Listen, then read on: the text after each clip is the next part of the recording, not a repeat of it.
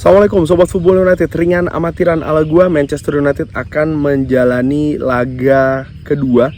Video ini adalah video preview Manchester United menghadapi Real Betis, pertandingan kedua Tour di Amerika, atau akan menjalani pertandingan keempat ya, sepanjang masa persiapan untuk menghadapi musim 2024-2025.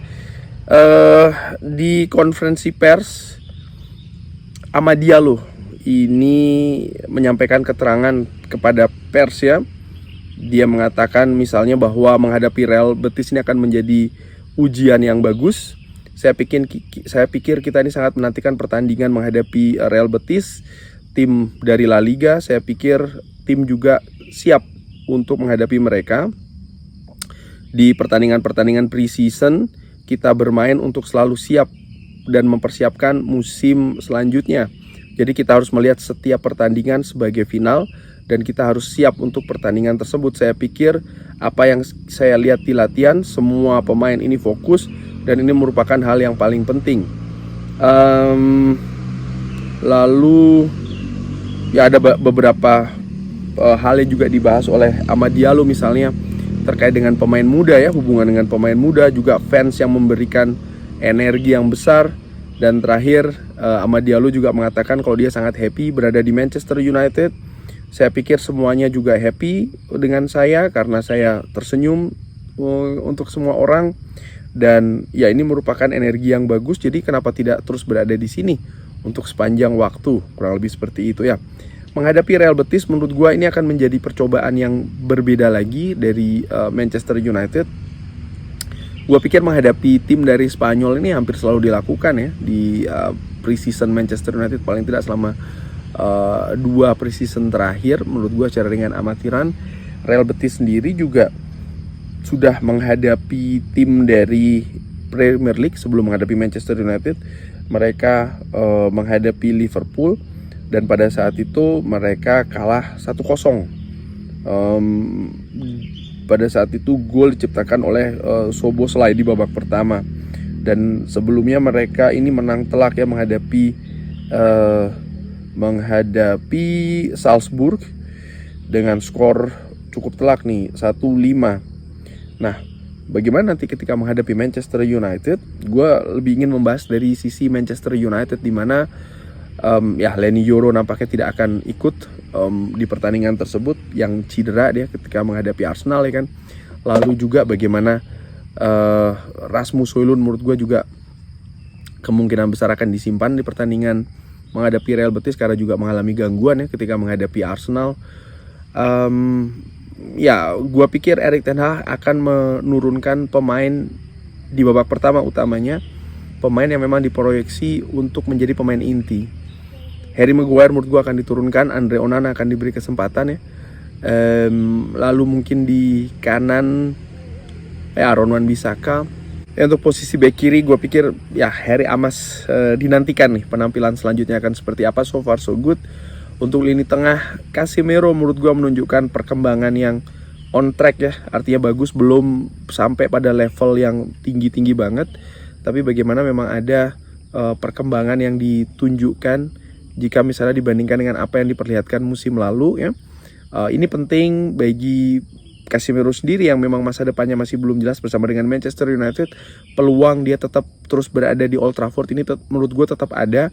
Dan ketika misalnya itu yang terjadi, gue harapkan dia bisa bermain lebih bagus daripada musim lalu. Dan sekali lagi menurut gue sejauh ini dia menunjukkan perkembangan ya, walaupun mungkin step by step ke arah yang lebih positif. Toby Collier menurut gue juga bermain dengan kepercayaan diri yang bagus, dan gue harapkan ini bisa berlanjut ketika menghadapi Real Betis. Untuk lini serang ya, gue berharap Amad Diallo yang tadi ikut konferensi pers akan diberikan kesempatan di sana, mungkin akan bermain dari sisi kanan. Lalu Mason Mount diberi kesempatan lagi, dan Jadon Sancho serta Marcus Rashford. Gua melihat ya, nampaknya ada kemungkinan Manchester United ini akan bermain dengan false nine. Memang Ethan Whitley bisa saja dimainkan sebagai ujung tombak. Namun pemain-pemain seperti misalnya Jadon Sancho, Mason Mount, Casemiro juga ya, 3 pemain ini Gua nantikan nih penampilannya akan seperti apa ya. Gua berharap mereka memiliki kepercayaan diri yang lebih tinggi dibandingkan dengan musim lalu yang ditunjukkan di pre-season, terutama nanti ketika menghadapi Real Betis. Sekaligus juga ketersediaannya, artinya dari faktor fisik, mereka bisa bergerak secara cair, mereka bisa melakukan pressing dengan lebih aktif, mereka bisa ikut build up dengan lebih cair. Dan khusus untuk Mason Mount ya, dia juga bisa berkreasi, karena dengan belum tampilnya Bruno Fernandes, Manchester United ini sering sekali musim lalu misalnya ya, ini agak macet sisi kreasinya dalam mencari solusi untuk menembus pertahanan lawan. Dan menurut gua pemain-pemain seperti Mason Mount yang disebutkan memang punya kemampuan untuk melakukan hal tersebut, gua harapkan bisa memperlihatkan ya hal tersebut, karena Manchester United juga butuh pembeda nih untuk menghadapi musim ini, terutama ketika menghadapi lawan yang low block misalnya. Walaupun ada Bruno Fernandes, tapi juga butuh pemain-pemain lain yang bisa dijadikan solusi untuk lini depan. Formasi nampaknya menurut gue dari beberapa pertandingan yang sudah dilalui, Erik ten Hag kembali ke pakem 4-2-3-1 dengan dimodifikasi menjadi 4-2-4 ya, dengan menempatkan pemain lebih banyak di daerah pertahanan lawan. Bahkan back saya pun juga melakukan inverted.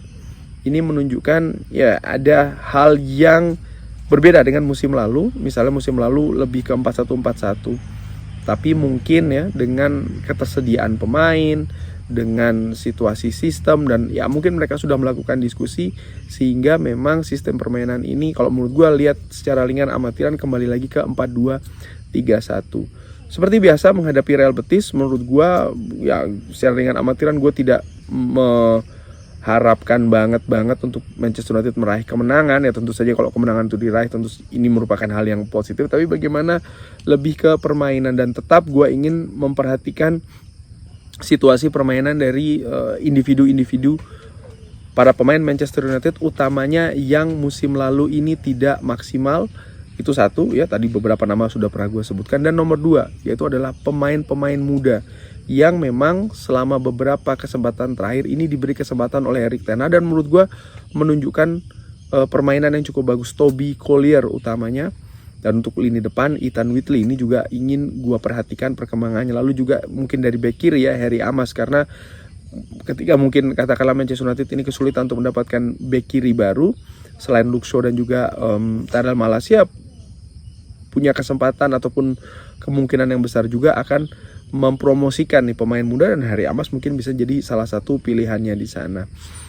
Itu sih kurang lebih seperti biasa ya, di pre-season ini merupakan periode persiapan. Jadi bagaimana persiapan itu yang lebih penting daripada hasil menurut gue. Tapi tentu saja hasil juga bukannya terus harus disepelekan begitu saja, tapi bagaimana permainan secara individu dan juga kolektif ini juga harus semakin baik dari situasi misalnya pertandingan-pertandingan sebelumnya. Ketika menghadapi Arsenal, gue lihat Manchester United bisa bermain bagus di beberapa periode pertandingan, tapi belum bisa secara konsisten. Pemain muda diturunkan di babak kedua, menurut gue itu merupakan sebuah kemungkinan besar yang tetap bisa jadi terjadi ketika menghadapi Real Betis. Dan menurut gue tidak ada masalah di situ ya, tapi bagaimana pemain yang diturunkan baik itu di babak pertama maupun babak kedua, gue harapkan juga bisa menyuguhkan permainan yang lebih atraktif dan lebih enak untuk ditonton. Kurang lebih demikian. Bagaimana menurut Sobat Football United? Seperti biasa silahkan drop di kolom komen. Terima kasih sudah menyaksikan. Jangan lupa like, sholat, dan juga subscribe. Wassalamualaikum warahmatullahi wabarakatuh. Thank you.